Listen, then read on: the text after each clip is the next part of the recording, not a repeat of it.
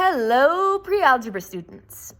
I am going to go over our next unit. It's called scientific notation, and it's a very short unit because it correlated with our exponent unit. Okay? So, the reason we use scientific notation is to be able to write numbers that are very large or very small in a more concise way. So, we're going to start with the number 6,000. Now, I know the number 6,000 isn't very large, but I'm just going to show you how to write it in scientific notation. So what you do is you want to use all of the digits that aren't zeros. So I'm just going to use the 6, and then to get back to our 6,000, we would have to multiply 6 by 10 again, and by 10 again. So the way to write 6,000 in scientific notation is 6 times 10 times 10 times 10, which is 10 to the third power.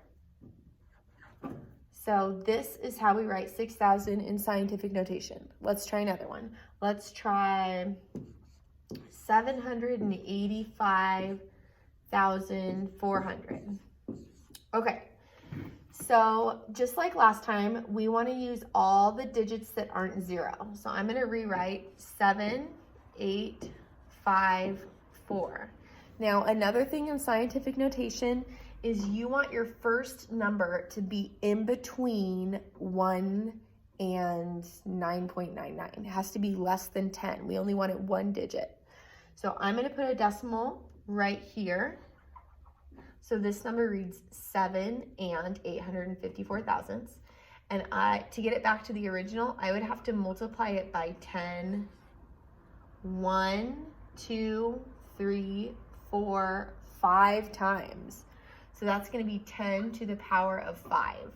So a really easy way to remember this is you just count the places from where your decimal is now to where it was originally. And if your number needs to get bigger, this is going to be a positive exponent. So let's try another one. Let's do 483. Now I know that number's not very big, but we want this number to be a number in between 1 and 9.9 or whatever. So we want to put the decimal in between the 4 and the 8 because the number 4.83 is in between 1 and 9.9. And then to get it back to the original number, we would have to multiply by 10 2 times. So that is going to be 10 to the power of 2. If I multiplied 4.83 times 10, the decimal would move over one spot and it would be 48.3. But if I multiplied it by 10 again, we would move the decimal to the right twice and then it'd be back to 483. Okay, so like I said, we don't usually use scientific notation unless the number's really large. So let's try a really large number real quick. Let's do like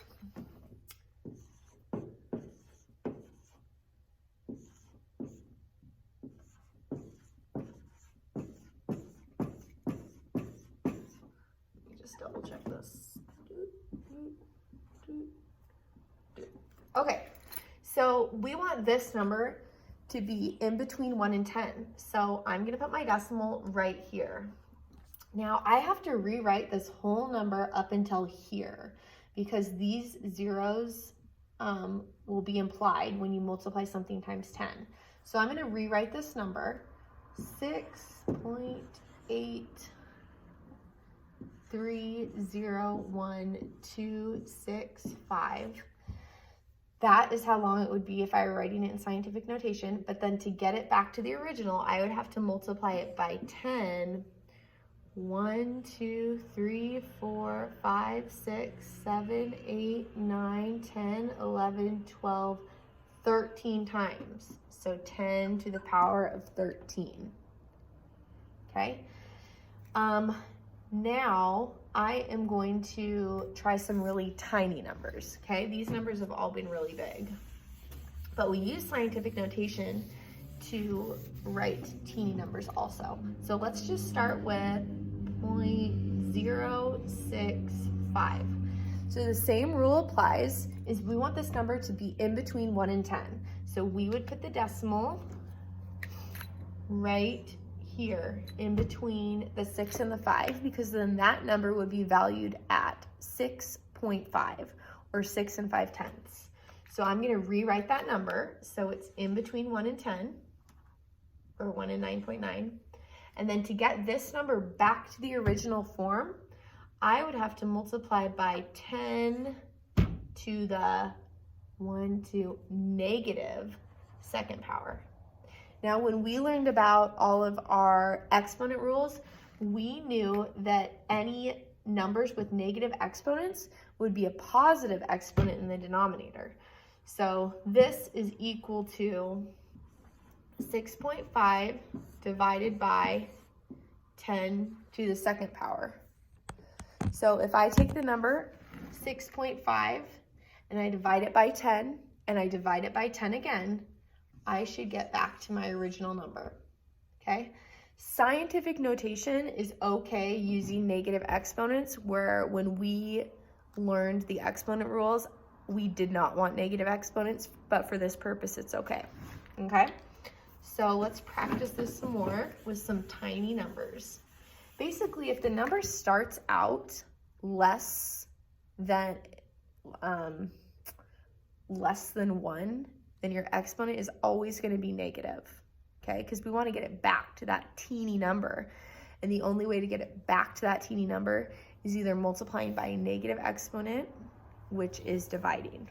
So let's try 0.0000428.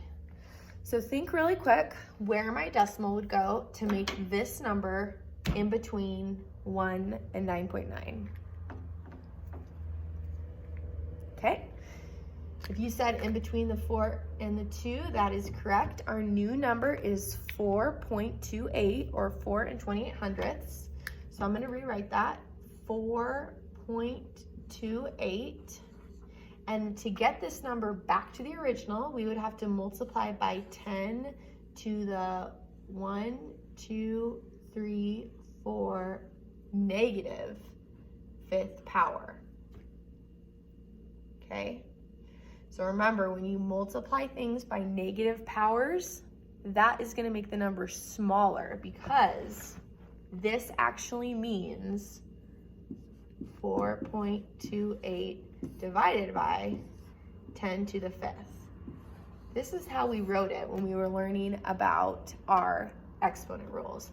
But like I said last time, in scientific notation, this would be the answer, because negative exponents are okay when we're doing scientific notations.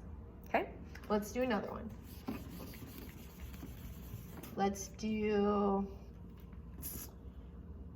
0.06041. Okay, so where would I need to put the decimal to make this number's value in between 1 and 9.9? The answer is right here. I'd have to put it in between that 6 and that 0. So our new answer in scientific notation is 6.0041. And to get it back to the original, we would have to multiply by 10, 1, 2, to the negative 2nd power. So that is the answer. Okay. Let's do one more. How about, let's just do a negative number. Negative 0.000008. Okay? Now this negative doesn't have anything to do with the exponent, it just stays there. So I'm going to rewrite it, negative point, and then where would I put the decimal in here to make this number in between 1 and 9.9? I'd have to put it right here. So the value would be 8. So my new number is negative 8. And I don't really need that decimal there. We could just write it as 8, because 8 with the decimal is the same thing as 8. And to get it back to the original, we'd multiply it by 10 to the 1, 2, 3, 4, 5, 6. Negative sixth power. Okay.